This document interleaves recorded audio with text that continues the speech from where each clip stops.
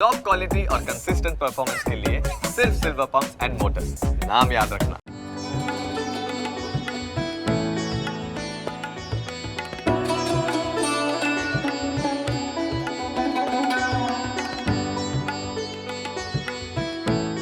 હવે આ તમે જો પાછળ ભવનાથ મહાદેવ મંદિર અને ભવનાથ મહાદેવના દર્શન કરીને ભાવિકો જ્યારે બહાર નીકળે કે અહીંયાથી જ્યારે એન્ટર થતા હોય ત્યારે આ આખી જે છે વેપારીઓ બેઠા છે અને એક બજાર આખી ભરાયેલી છે, ભવનાથની બજાર કહી શકાય.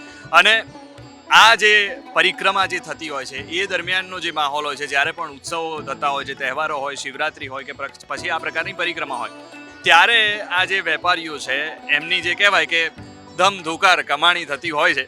હવે એ લોકોની તૈયારી કેવી હોય છે ને આ દરમિયાન કેવો માહોલ રહેતો હોય છે, એના માટે એક વેપારી છે, એમની સાથે આપણે વાત કરીએ. આપણે અંદર જઈએ. કેમ છો? શું નામ તમારું? મારું નામ રાજેશ પ્રભુદાસ દેવચંદાણી.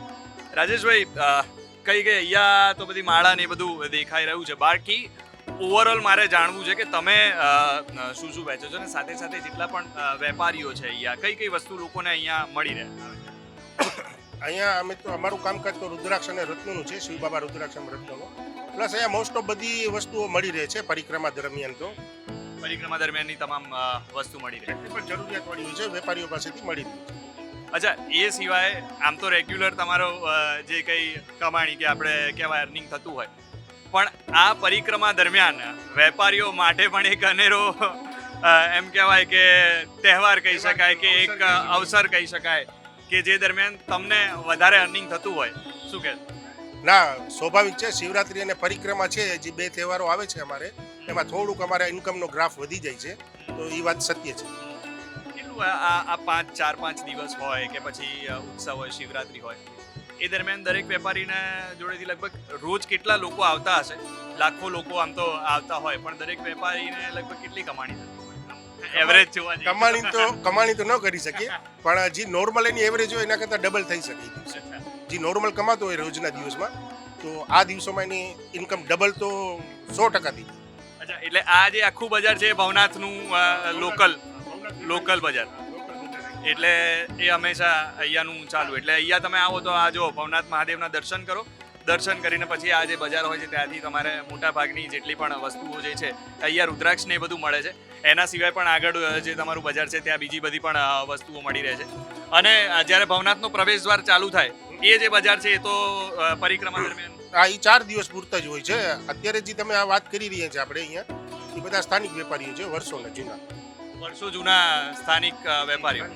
અચ્છા, તો તમે તો ઘણીવાર પરિક્રમા કરીએ છે નાનપણમાં કે?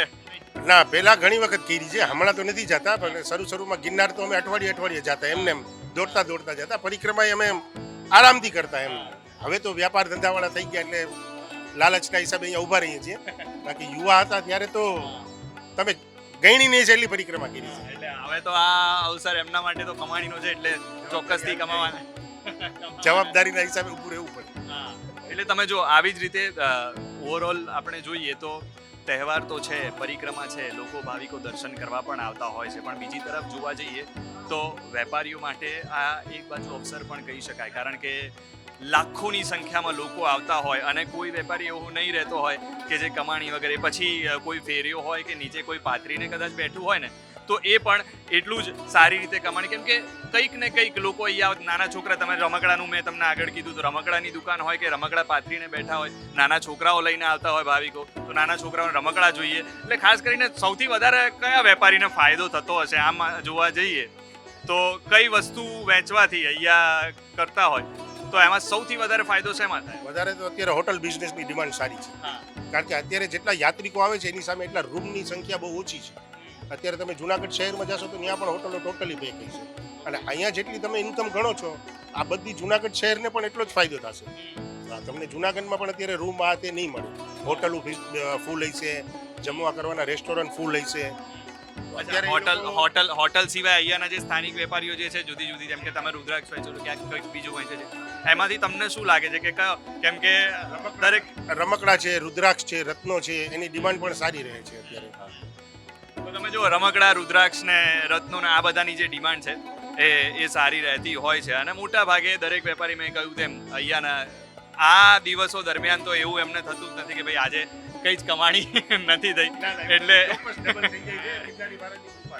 એટલે જો વેપારી પણ એમ કહી રહ્યા છે કે ગિરનારી મહારાજની કૃપા અહીંયા વરસે છે અને જે તહેવાર છે જેમાં તમે વાંચ્યું હોય તો ગઈકાલના ન્યૂઝપેપરમાં ભગવાન શ્રી કૃષ્ણે સુભદ્રાના લગ્નની માનતા રાખેલી એના માટે સૌ પ્રથમ પહેલી વાર શ્રી કૃષ્ણ ભગવાને પરિક્રમા કરેલી. સુભદ્રા અને અર્જુનના લગ્ન કરાયા. વિચાર કરી શકો છો કે આ શું પવિત્ર અવસર છે. આપણને તો નોલેજ નથી એટલું, પણ ભગવાન શ્રી કૃષ્ણે સાક્ષાત પરિક્રમા કરી. રૂવાટા ઉભા થઈ વિચાર કરો. દામોદર કુંડે 50 વખત શ્રી કૃષ્ણ ભગવાન આવ્યા, 50 વખત. 33 કોટી દેવતાઓ. હા, એ તો 33 કોટી દેવતાઓ, 9 નાદ સિદ્ધ 84 ના બેસણા છે અમારા ગિરનારમાં. તમે વિચાર તો કરો, શ્રી કૃષ્ણ ભગવાન સાક્ષાત કોઈ બિલીવ કરે દામોદર કુંડે આવ્યા. વિચાર કરો તમે. આપણે ટીવી સિરિયલોમાં જોયું છે. આનું કોઈ વાત જ ના થઈ શકે. જેને નોલેજ હોય તો પડી જાય આ ભૂમિ ઉપર એમને. આની રજ હોય ને, રજ એ મારે શું કેવું હોય. તમે જો આ વેપારી છે એ પણ ભલે કામ કરે છે, પણ સાથે સાથે આ દામોદર કુંડની વાત કરતા, લીલી પરિક્રમાની વાત કરતા કરતા એમની પણ આંખો કદાચ ભીની થઈ જાય છે, એમના પણ રૂવાડા ઊભા થઈ જાય છે ને એમને પણ ક્યાંક કદાચ એવું થતું હોય કે હવે ક્યાંક જવાબદારી આવી ગઈ છે, હવે આ આવી ગયું છે. એટલા માટે એ જવાબદારીને કારણે કદાચ લીલી પરિક્રમા નથી કરી શકતા, કેમ કે એક થોડો મનમાં લાલચ પણ છે.